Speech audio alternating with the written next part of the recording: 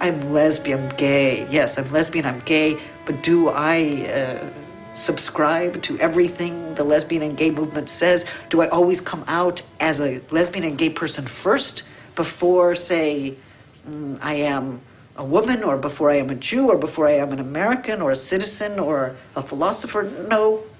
It's not the only identity. So these are communities where one belongs and one does not belong. And it seems to me I travel. I think I grew up with a generation of American Jews who understood that assimilation meant conforming to certain gender norms that were presented in the Hollywood movies. So my grandmother slowly but surely became Helen Hayes. And my mother slowly but surely became kind of Joan Crawford. And my grandfather, I think maybe he was Clark Gable or Omar Sharif or something like this. So I grew up with these people who were, they were Jews, they belonged to the Jewish community, but they were also Americans, and they were both leading their community lives, but very much wanting entrance into American society. So I think that by the time I grew up, in the late 60s and early 70s, looking around me, trying to make sense of gender, I saw these extremely exaggerated notions of what gender was. But I think that these were notions of Hollywood gender that came through Jewish assimilation.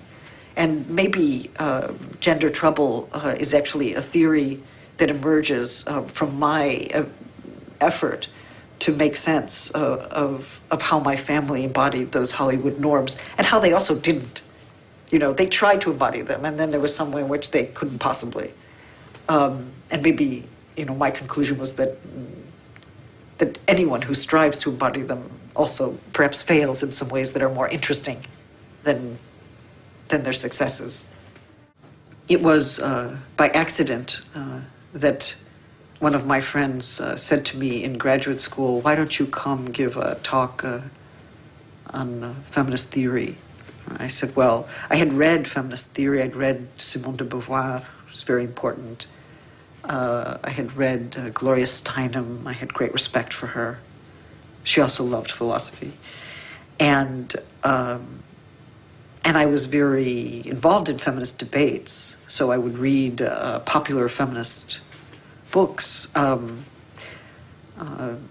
I wasn't sure what to say, since it was the first time I was asked to say something in an academic feminist context. So I went back to Beauvoir, Le Deuxième Sexe, and there I found this one passage, which is, of course, perhaps the most famous passage from Beauvoir, where she says that one is not born a woman, but rather becomes one. And I wrote something about this problem of becoming, and I wanted to know: does one actually ever become one, or is it that to be a woman is a mode of becoming without end, a mode of becoming that doesn't end, that has no end or goal? And then I thought, well, maybe you could say the same of gender more generally, that one is not born a man, but rather becomes one. Or perhaps one is born a male or female, but becomes something which is neither a man nor a woman. And it seemed to me that this notion of becoming, devenir,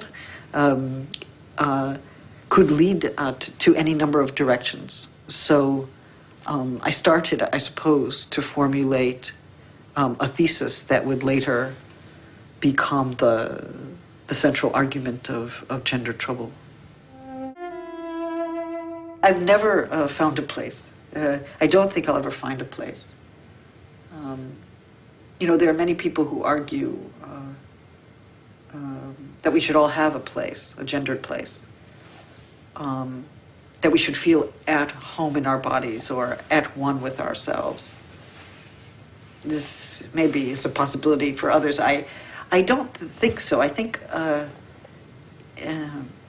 if my thinking about this is productive at all, it's for others to judge. It's because I'm always slightly disidentified from any given position. I don't belong well in any established category, but I'm not also somebody who happily transcends them all. I'm not in favor of happy transcendence. For me, gender is a field of ambivalence. I think that I return to the same problems again and again in different ways and in different contexts. So, in my dissertation, I wrote on desire and recognition in Hegel. And then I asked that question differently in Gender Trouble. And then maybe again differently in Undoing Gender. But I repose the questions. I just think them in different contexts. There's a question of grief and mourning, melancholia in relationship to gender and AIDS, and then I ask it again in relation to the war in Iraq, who we can grieve, who we cannot grieve, what is a grievable life. But for me, the questions become deepened and more complicated as I repose them. But I don't have a system. I don't try to reconcile my various works with each other. It doesn't interest me. I don't think they're contradictory, but I think they are a process. Mm-hmm. And I am always starting again with a different issue.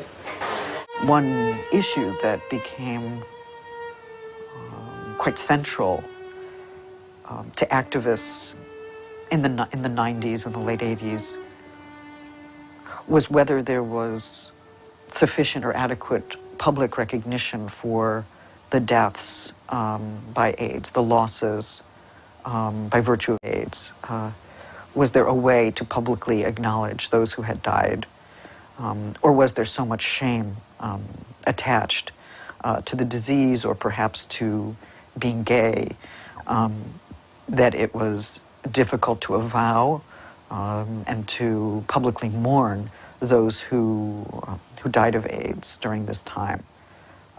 So for me, public mourning is not just something that we do because we have personal needs to grieve. We do have those, I'm sure. But I think public mourning gives value to lives, brings us into a kind of heightened awareness of the precariousness of lives and the necessity to protect them, and perhaps also to understand that precariousness is shared across national borders. There's no possibility of overcoming our precariousness. There's no possibility of becoming invulnerable. There's no possibility of evading death. It's not going to happen. It's not going to happen. So to accept, that kind of precariousness, even finitude as a condition of human life is, I think, maybe a different basis for a certain politics. It's the one that the U.S. foreclosed quite quickly, 10 days after 9/11, and it's the one that they do not permit by putting a stranglehold on the media so that we can't understand the precariousness of those lives and the value of those lives that we've damaged or destroyed.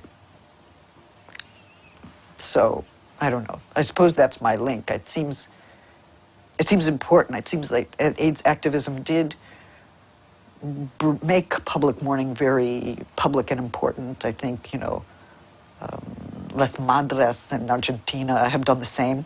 Where are they disappeared? It seems crucial to make a lot of noise about those who have disappeared without a trace.